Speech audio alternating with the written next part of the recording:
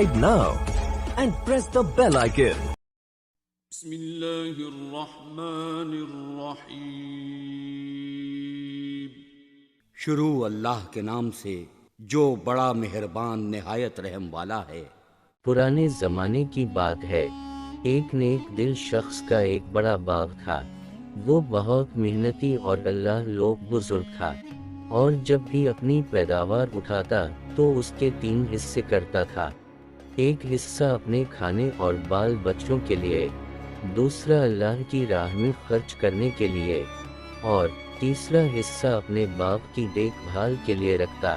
وہ ہمیشہ ایسا ہی کیا کرتا تھا، اس لیے اس کے کھیت میں اللہ تعالیٰ کی طرف سے بڑی برکت ہوتی تھی، اور اس کی کھیتی ہمیشہ سرسبز رہتی۔ اگر کبھی اس کے باغ کو سیراب کرنے کے لیے پانی نہ رہتا تو بادل کہیں اور برستے اور پانی ندی نالوں سے ہو کر اس کے ہاں آ جاتا۔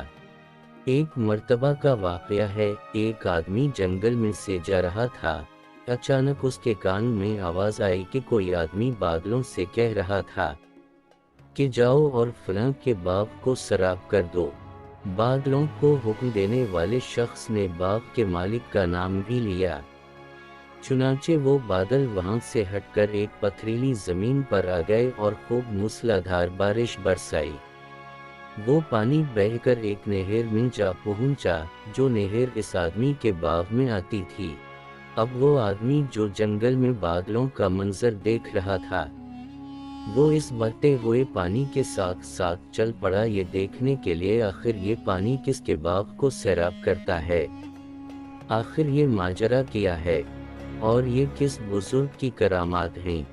وہ آدمی نہر کے کنارے کنارے چلتا ہوا اس باغ تک جا پہنچا، اور نہر سے ہو کر اب یہ پانی نالوں کے ذریعے اس کے باغ میں آنے لگا اور باغ کو سیراب کرنے لگا۔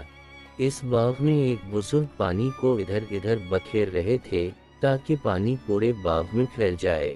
اس راہگیر مسافر نے ان سے دریافت کیا کہ حضرت آپ کا نام کیا ہے؟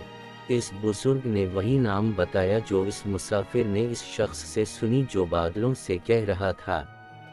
بزرگ نے پوچھا کہ بھائی آپ میرا نام کیوں دریافت کر رہے ہیں؟ آپ کو مجھ سے کوئی کام ہے؟ اس مسافر نے بتایا کہ میں جنگل سے گزر رہا تھا، وہاں میں نے ایک عجیب منظر دیکھا کہ کوئی آدمی بادلوں سے کہہ رہا تھا کہ وہ آپ کے باغ کو جا کر سیراب کر دیں۔ اس آدمی نے آپ کا نام بتایا تھا۔ وہ بادل کہیں اور برسے، لیکن نہر کے ذریعے پانی آپ کے باغ میں آ پہنچا۔ یہ عجیب و غریب منظر دیکھ کر اس کی حقیقت جاننے کے لیے اس بہتے پانی کے ساتھ ساتھ چلتا آیا کہ دیکھوں کہ وہ کیسے بزرگ ہیں جن پر یہ خاص نظر رحمت ہیں۔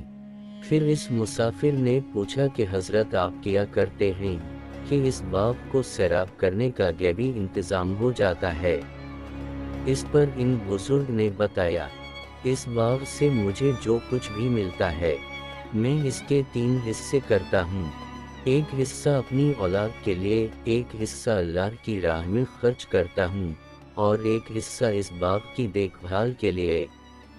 اس لیے جب بھی میرے باغ کو پانی کی ضرورت ہوتی ہے تو قدرت کی طرف سے اس کا انتظام ہو جاتا ہے۔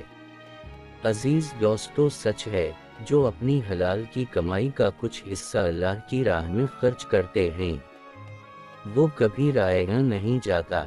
بے شک اللہ بہترین بدلہ دینے والا ہے۔ ایک دفعہ کا ذکر ہے کہ ایک قافلہ سفر کر رہا تھا، اور دوران سفر ان کا گزر ایک اندھیری سرنگ سے ہوا تھا کہ اچانک ان کے پیروں میں کنکریوں کی طرح کچھ چیزیں چبھیں۔ اس قافلے میں شامل کچھ لوگوں نے اس خیال سے ان چبھنے والی چیزوں کو کنکریاں سمجھ کر اٹھا لیں کہ ہمارے پاؤں میں لگی ہیں، ہمیں تو تکلیف پہنچ گئی، کسی اور کو نہ لگیں اور ان کو کوئی پریشانی نہ ہو، اور نیکی کی خاطر اٹھا کر جیب میں رکھ لیں۔ کچھ لوگوں نے زیادہ اٹھا لی تاکہ زیادہ نیکی حاصل کر سکے، تو کچھ نے کم، اور کچھ لوگ اس قافلے میں ایسے بھی تھے کہ انہوں نے بالکل بھی زحمت نہیں کی اٹھانے کی۔ جب وہ قافلے کے لوگ سرنگ سے باہر نکلے تو وہ سب یہ دیکھ کر حیران تھے کہ جو کچھ انہوں نے کنکریاں سمجھ کر اٹھائے تھے وہ سب کنکریاں نہیں بلکہ بہت ہی قیمتی ہیرے تھے۔ جنہوں نے زیادہ اٹھائی وہ لوگ زیادہ مالا مال ہوئے اور ان کی خوشی کی انتہا نہ تھی۔ جنہوں نے کم اٹھائی وہ پچھتا رہے تھے کہ زیادہ کیوں نہیں اٹھائی، اور جنہوں نے بالکل نہیں اٹھائی وہ سر پکڑے بیٹھے تھے اور افسوس کر رہے تھے کہ کاش ہم نے بھی کچھ اٹھائی ہوتی۔ دنیا میں زندگی کی مثال اس اندھیری سرنگ جیسی ہے۔ زندگی وہ اندھیری سرنگ ہے اور نیکیاں ان کنکریوں کی طرح جو بظاہر مشکل تو لگ رہی ہیں لیکن اس کا اجر بہت بڑا ہے۔ اس زندگی میں جو نیکی ہم کریں گے وہ آخرت میں ہیرے کی طرح قیمتی ہوگی، اور اس وقت انسان پچھتائے گا کہ کاش میں نے 2-4 مشکلات اور اٹھائی ہوتی، کچھ نیکیاں اور کمائی ہوتی۔ اے کاش اللہ ہم سب کو نیکیاں کمانے کی توفیق عطا فرمائے، آمین۔